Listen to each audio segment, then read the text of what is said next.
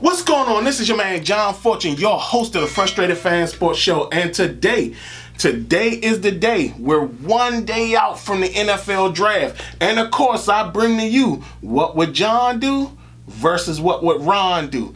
And when it comes down to it, I'm now going to be adding Eric Bieniemy as well. So it's going to be what would John do and what would Ron and Eric do. So with that being said, we're going to run down. I wanted to wait until everybody got their mock drafts out.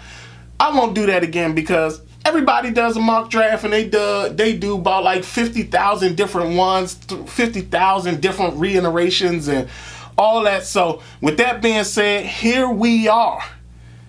The what would Ron do versus what would John and Eric do. We're going to start from the top at number 16 overall.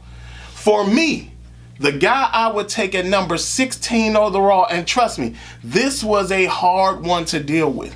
But because I felt that a lot of the guys that I really like in this draft won't be around by the time we pick at other places, and I'm so concerned about that. But at number 16, for me, I would select Matthew Bergeron, the offensive tackle the offensive lineman out of Syracuse. I know a lot of y'all are going to be like, what?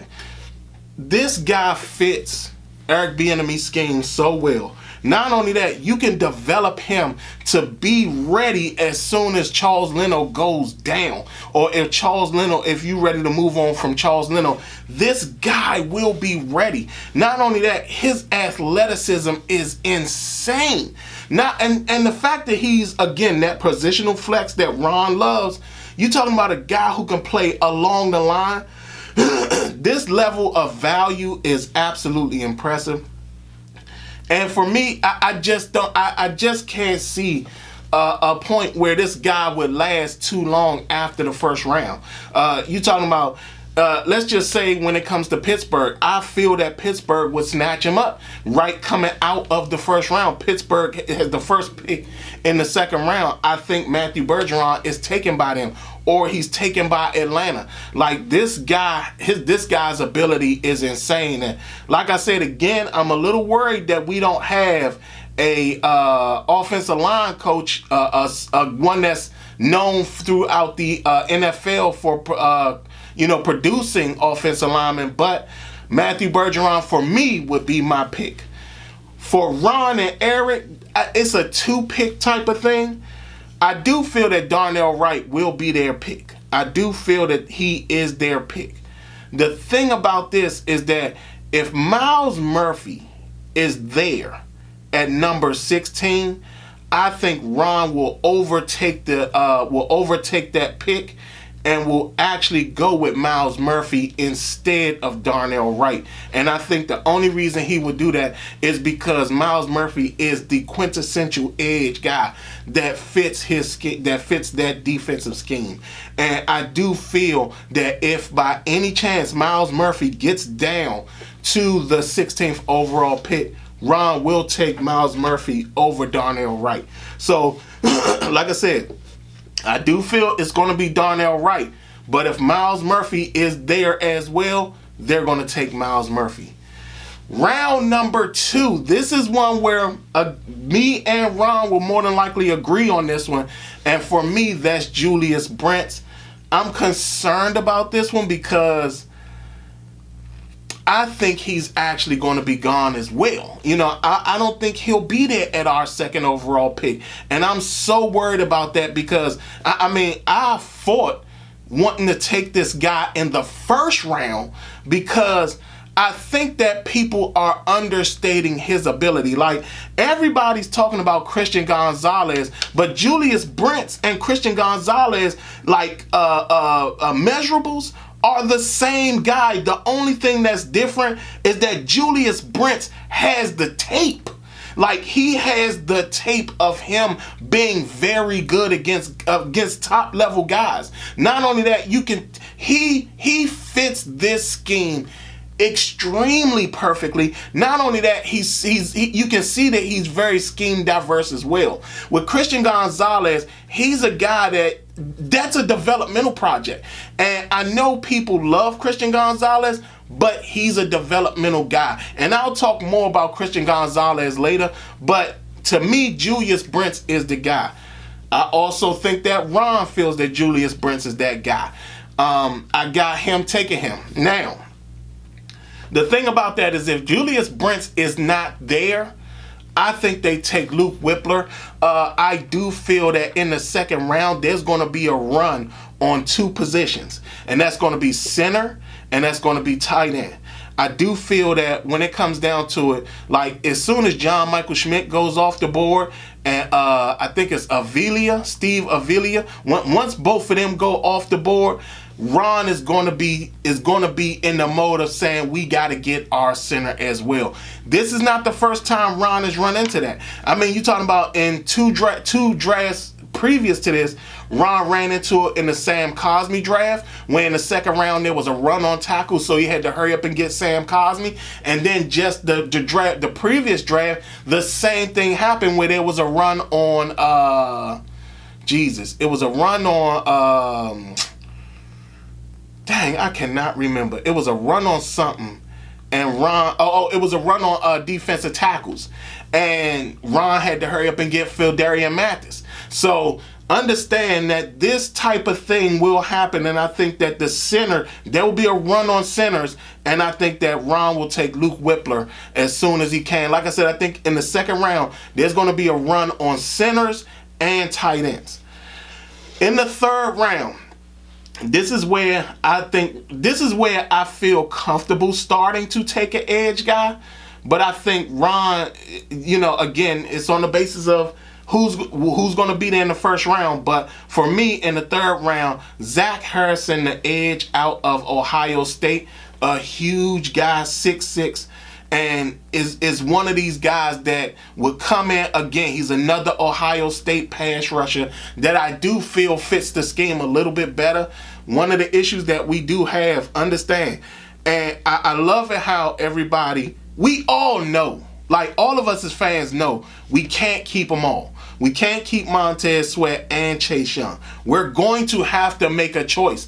And a part of making a choice is also sitting up there drafting the future guy. And with that being said, Zach Harrison, he could replace either Chase Young or Montez Sweat. And again, you're talking about what Ron could be in is in a very sticky situation. And, you're talking about if Montez and Chase both have successful seasons, now you got to figure out which one you get rid of.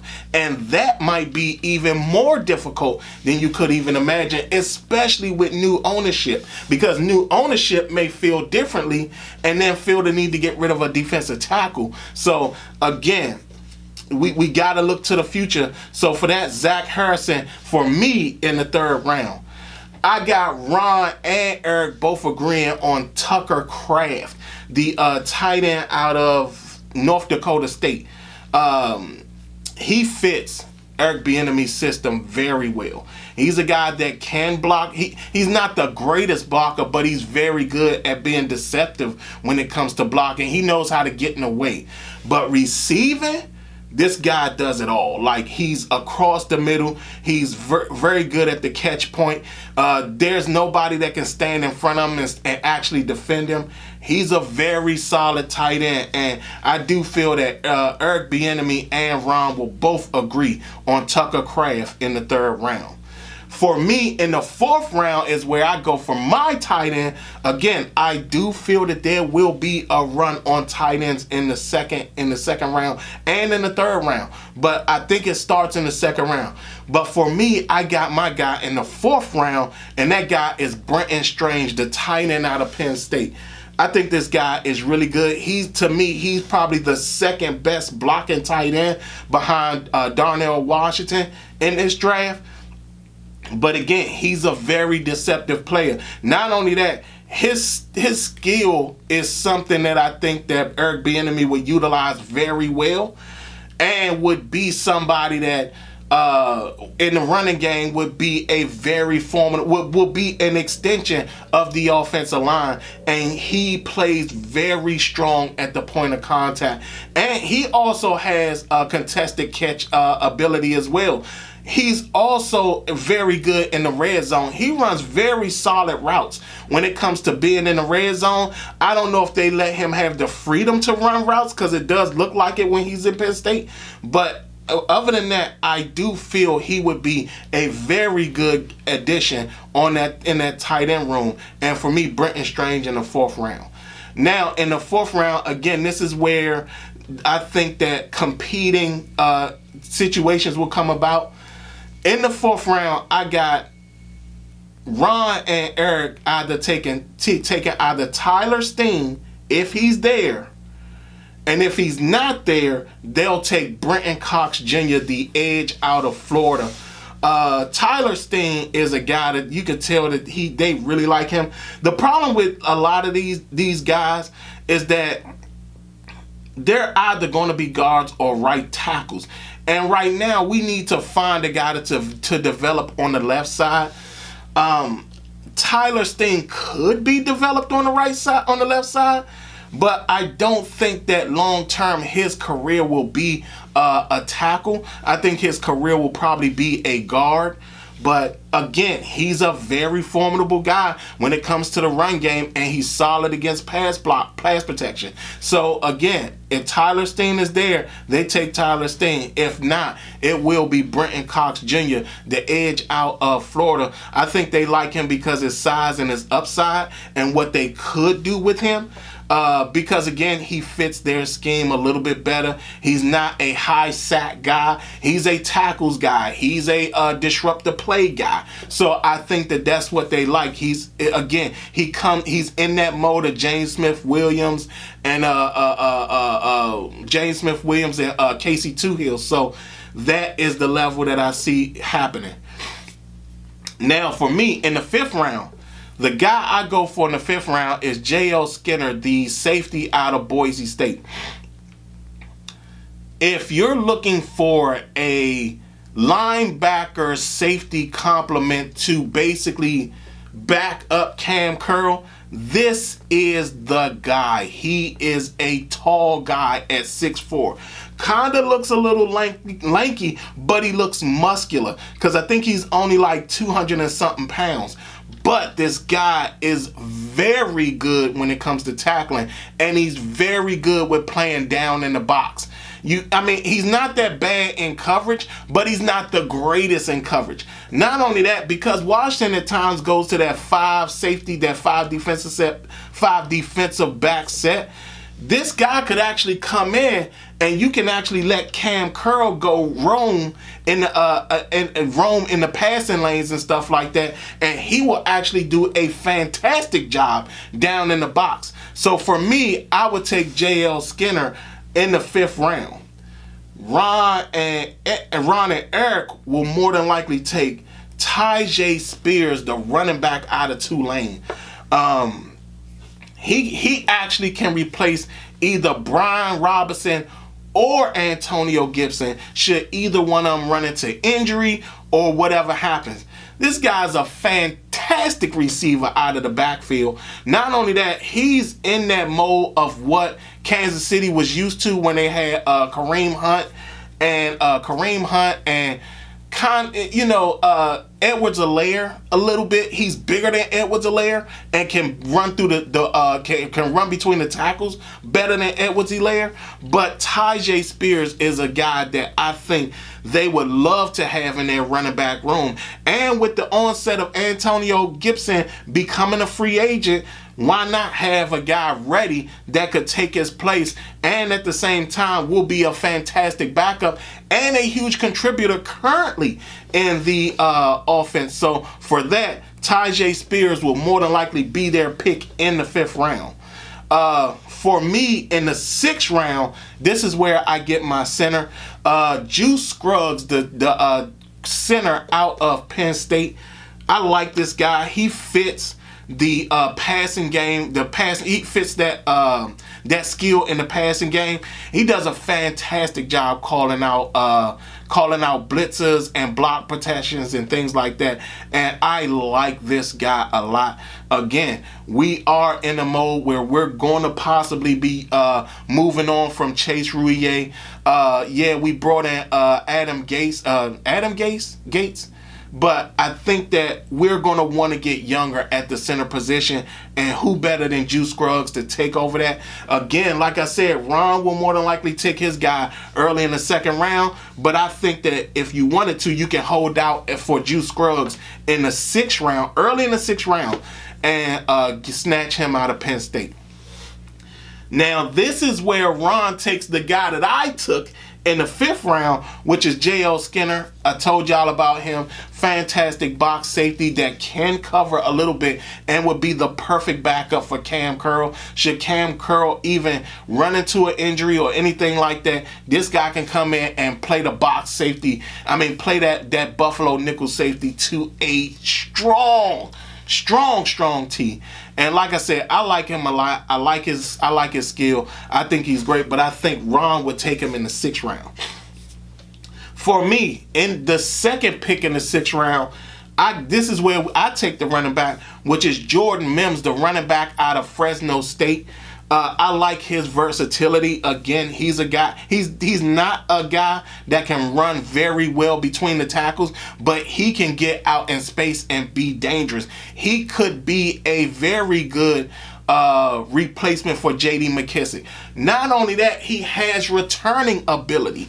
Remember, we struggled for a while when it came to the punt returns. This guy can do it. Not only that, he can also do kickoff returns. So you could take Antonio Gibson away from that responsibility as well, especially when you want him to possibly be more involved in the passing game. So for that, Jordan Mims is that guy. And again, he's a guy that if Antonio Gibson is gone in free agency next year, you will be able to utilize him as that replacement, especially when it comes to his receiving ability. Now, again, unlike Tajay Spears, who's a really solid pass protector, Jordan Mims, he's okay, but he's not the best. So, but again, his versatility and his ability to be able to do return responsibilities as well, that makes him very valuable to me in the 6th round. I think that's who I would take. I think Ron takes the quarterback in the 6th round, and I think the guy who will more than likely be there, and the guy that I think they will feel comfortable with taking is Tanner McKee, the quarterback out of Stanford. And I know a lot of people thinking that, oh, you know, John, you really think he'll fall that far? You really think that Ron will take a quarterback? I think they would take a quarterback. And I think that with his former offensive coordinator from Stanford now being our quarterbacks coach, there may be a thing where they take him there. Because I don't think that they'll be sitting up at this point in the draft. I think that they'll just be picking guys, and that's pretty much the direction I think they'll be going in. So I think Tanner McKee will be there picking the 6th round. Last but not least, in the 7th round, the guy I chose is Alec Jackson, the offensive guard out of Alabama. He's like a huge bowling ball, and he's a guy that you can develop. Again, this goes down the line of what, you know, the development of your offensive line and having guys ready by the time you get rid of some of these other players. Because again, when you think about our offensive line, we got a lot of 1-year contracts on that offensive line. And on top of that, you're talking about we got a lot of guys that are aging. And we got a lot of guys that probably more than likely will need to be replaced. Because again, we still haven't figured out what's going on with Sadiq Charles. We're not sure what's going on there. Andrew Norwell will more than likely be gone this year. We're not really certain of a lot of guys on that line. And because of that, we might as well have guys ready to take over if in chance that, you know, they're going to have to move on from a whole bunch of these dudes. And then for Ron's side, Ron and Eric's side, it is what it is when it comes to Ron. in the last several drafts, he's always taken a defensive end or an edge guy in the last round. He's done it every year. I think he did it the year before with James Smith Williams. He did it with William Bradley King. And I think he's going to do it again. This time, I think it's going to be Terrence Long, the really tall defensive end from the Colorado. I think that this is a guy that Ron would want to groom into being his edge guy. I think that he'll be a guy that Ron will really like because he has a very high motor and he's very energetic and consistent. There's things that he will need to work on, like being better and like getting around to the edge and chasing plays down, because he doesn't do that well at all. But he's a guy that I can see Ron really taking a liking to and wanting to develop. So for that, y'all, those are the picks. And that is the what would John do versus what would Ron do in this draft. A lot of my guys that I really liked and I talked about in a lot of my videos, I just think that a lot of guys won't be there. Matthew Bergeron, I'm concerned that he may not be there in the second round, and that's where I think he should go, but I think he'll be going so earlier than our pick. Julius Brents, I'm worried about him. I don't know if he lasts that long because again, he's the Christian Gonzalez mirror. The difference is that he has way more tape, way better tape, and on top of that, he's faced better competition than Christian Gonzalez. So for me, Julius Brents, I'm worried he won't be there. Dorian Williams, I'm worried he won't be there. I think he's a fantastic player. So y'all tell me what y'all think. What do y'all think that Ron and them is going to do? We're a day away from what's going on. Now, I'm going to talk about this because I just spoke a little bit about it. The Christian Gonzalez love and everything, and how I feel about Christian Gonzalez. Like, I just feel that Christian Gonzalez is more of a project than what people expect him to be. And what I'll do is I'll link a game in the description below. And I want y'all to look at this game. Look at the Oregon game versus Washington, and watch that game. And I want y'all to just zone in on Christian Gonzalez and his technique. Trust and believe. Once you watch this game, you're not going to be as high as you want to be on Christian Gonzalez.